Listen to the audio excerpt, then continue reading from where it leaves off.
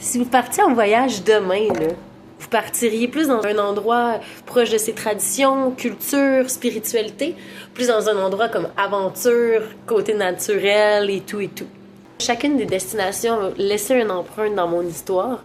En 2016, je suis partie donc pour l'Inde. Comme je vous ai parlé dans le premier épisode, ça a été vraiment ma première destination seule, une immersion vers les voyages. Ça m'a juste donné le goût d'en manger plus, de poursuivre. Par la suite, j'ai survolé, je suis allée au Sri Lanka, une douceur de pays. Ça fonctionne dans son côté chaotique, mais d'une beauté incroyable. C'est là que j'ai appris à faire du surf. Je me suis fait accueillir par les locaux. Ça vaut vraiment la peine d'y aller pour un voyage autant court que long. Il y a beaucoup à voir, mais tous les endroits sont magnifiques.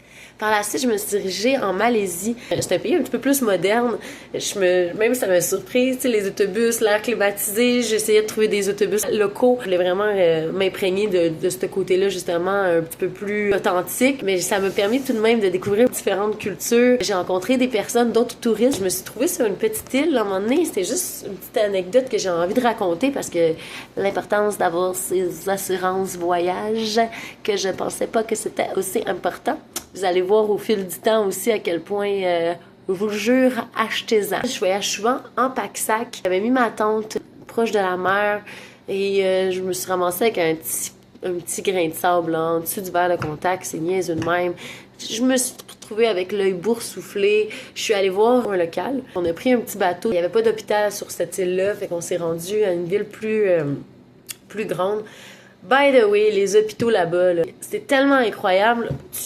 Tu rentres, t'as mal à l'œil, tu t'en vas dans section œil. T'as mal au pied, tu t'en vas section pied. T'as mal au cœur, tu t'en vas dans section cœur. Bref, il n'y a pas de triage. Je me suis fait prendre en charge vraiment rapidement. Par contre, ils m'ont, après avoir examiné mon œil et tout, on m'a mentionné, Ariane, tu vas plus jamais voir de ta vie de cet œil-là. Pardon.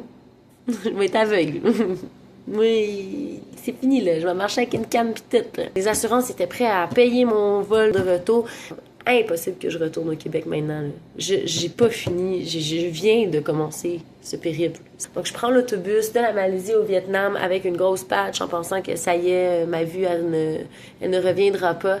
Au Vietnam, je suis retournée à l'hôpital. 4 jours après, en fait, là, mon œil, je voyais bien. Le Vietnam, c'est une destination que j'ai adorée. Tout le monde achetait des motos. C'est vraiment un pays de motos. Il n'y a pas de lumière, il n'y a pas de stop. Ça va d'un bord, ça va de l'autre. Là, tu te ramasses dans un carrefour, puis tout s'embobine. Ça coûte autour de 250$, puis tu la revends après ton trip. Fait que j'étais comme, hey, je vais pas m'acheter une moto, là. Je vais m'acheter un casque, puis je vais faire du pouce, puis je vais monter. Fait que là, j'étais à Ho Chi Minh. Dans un hostel, je me suis fait offrir mon premier lift, puis ça a déboulé comme ça. Tranquillement, j'ai fait des nouvelles rencontres, puis je me prenais des différents lifts pour avancer vers le nord. Avoir été prise par 3 garçons super gentils. Il y a beaucoup d'accidents qui se passent au Vietnam. J'ai été témoin d'un quand même un gros accident. Ça a été vraiment spécial, justement. J'étais avec ces 3 hommes-là. Puis, on était dans les dunes de sable. C'était magique et tout. Puis là, je monte un petit hill. Je vois Fernando que sa moto est d'un côté. Lui, sa chaussure est complètement arrachée. Ses orteils écrasés. Son os ressortait de son genou. Il y avait une autre famille qui était là. Le bébé, il y avait du sang qui coulait, qui était tout dans sa bouche. La maman, elle me donne le bébé. Moi, je suis comme, mais qu'est-ce que je fais avec? Tu sais, je suis, Puis, je suis comme ambulance, on m'a appelé. Ils sont, non, eux, ils n'ont pas d'argent. On propose de payer. Ça fonctionne pas pour eux. Ils n'ont pas de casque, tu sais, ils étaient 3 sur la moto. Fait que c'est vraiment tout un type différent, là. Faut pas oublier, là-bas, ils peuvent être à 3, à 4, à 5 personnes sur une moto. Fernando, il est en panique, il est en adrénaline, il est debout. Il fallait qu'on trouve un hôpital. Fait qu'on a attaché Fernando en arrière de Stéphano. On n'a pas de réseau, nous autres, où qu'on est. Puis, moi, je décide de rester là avec la moto à Fernando. En fait, je suis toute seule dans le milieu des dunes, nulle part. Il n'y a presque rien autour, là. J'attends 1 heure, 2 heures, 3 heures. Je suis comme, mais ils m'ont oublié. Qu'est-ce que je fais? Donc là, je commence à gosser avec la moto. J'ai du monde qui s'arrête, me demande si je veux l'aider, mais ils me parlent pas anglais, là. Le soleil se couche tranquillement. By the way, un magnifique coucher de soleil. J'ai appris à conduire une moto manuelle à ce moment-là. Je voulais pas m'éloigner trop, tu sais, moi je sais pas sont où, ils ont trouvé un hôpital, puis finalement je réussis à trouver un peu de réseau. Finalement, Stéphano, un des gars, il arrive en me disant que lui, il est allé prendre une bière. Bref, la vie est belle. Pour lui, moi, je suis comme, ben, collé, hein? On se rend à l'hôpital.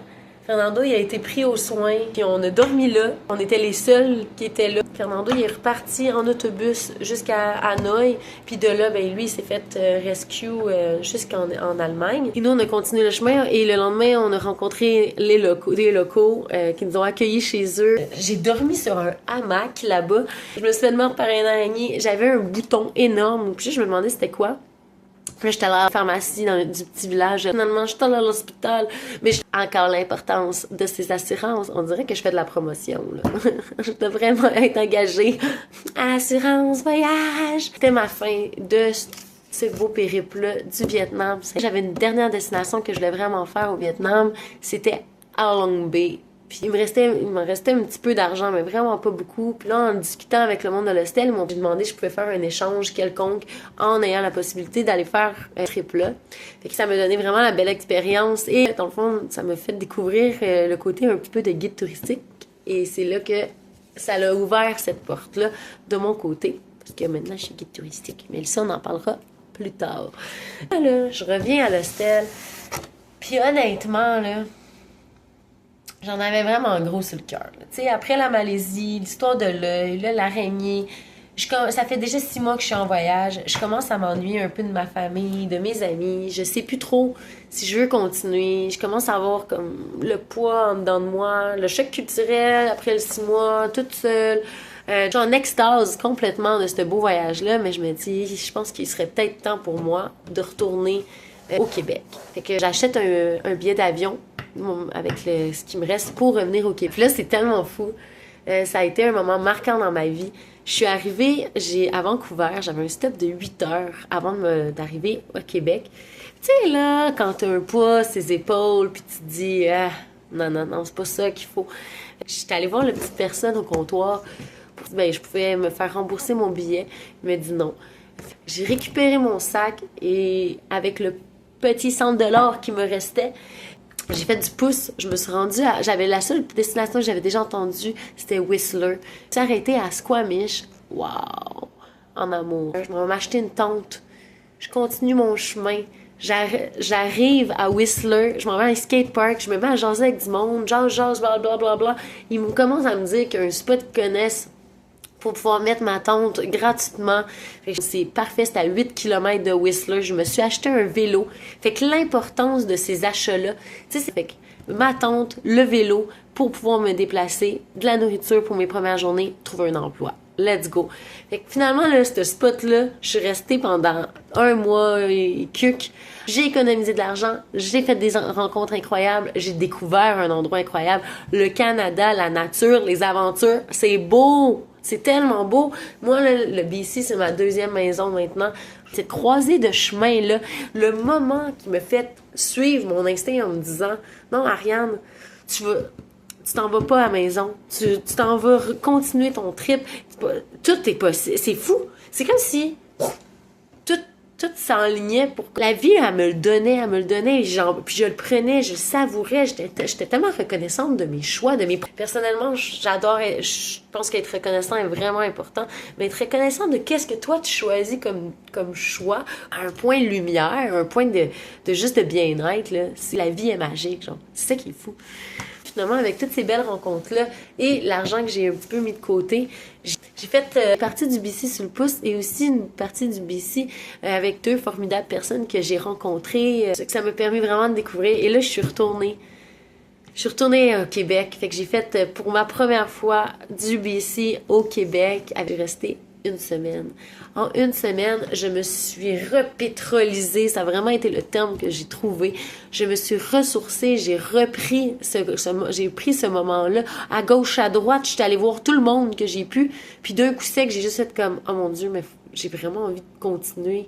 J'adore le Québec, là, by the way. Mon monde est incroyable ici. Je vous aime. Mais comme, j'avais juste besoin de continuer. Puis j'ai vraiment été chanceuse parce que le monde, il y en avait qui étaient comme, tu fais quoi, là? Tu te retournes? Oui, je m'en retourne. Puis oui, j'ai envie de continuer. Puis tu sais, quand t'assumes tellement ce que toi, t'as envie dans ta vie, on dirait que le monde autour de toi sont comme, fuck, go! Genre, amuse-toi, have fun, t'es heureuse, vas-y, ton bonheur fait le mien, genre, pis c'est ça qui est incroyable. Je suis repartie en Alberta, il y a un site, ça s'appelle l'ABC, ça, c'est malade, tu trouves du monde qui peuvent t'aider un peu, qui s'en vont d'un Québec à BC ou BC au Québec. Fait que je suis retournée, mais je me suis arrêtée à ce moment-là en Alberta, parce que j'avais rencontré d'autres belles personnes là. J'ai travaillé là pendant 2 mois, 1 mois et demi environ. Je suis repartie en aventure vers la Thaïlande. Dans ma prochaine épisode, je vais faire un survol sur la Thaïlande, le Laos, et je vais vraiment aller vous immersier, vous partager ma joie à faire le Cambodge en vélo avec la rencontre de Anne-Sophie, une formidable amie pour la vie qui vient de la Belgique. J'ai vraiment hâte de vous partager ce moment-là. C'est un point crucial encore une fois dans ma vie, dans mon aventure, dans ce fil d'Ariane. J'espère que vous avez apprécié cet épisode-ci. Pardon.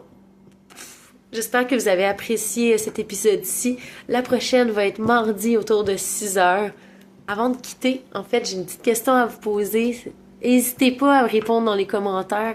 Ça me ferait vraiment plaisir qu'on communique, qu'on partage un peu. Tu sais, moi, en ce moment, je suis en train de vous parler mon fil de vie. J'aimerais ça qu'on parle de votre fil de vie. Tu sais, c'est ça un peu c'est ça que j'ai envie qu'on fasse, qu'on partage ensemble. Est-ce qu'il y a un moment dans votre vie que vous êtes arrivé à un carrefour, cette croisée de chemin-là, qui a permis de faire confiance réellement à votre intuition? Mais merci de partager cette vidéo-là. J'espère que ça vous a plu. Bonne soirée, puis on se voit mardi prochain autour de 6h. Bon voyage intérieur. C'est vraiment important.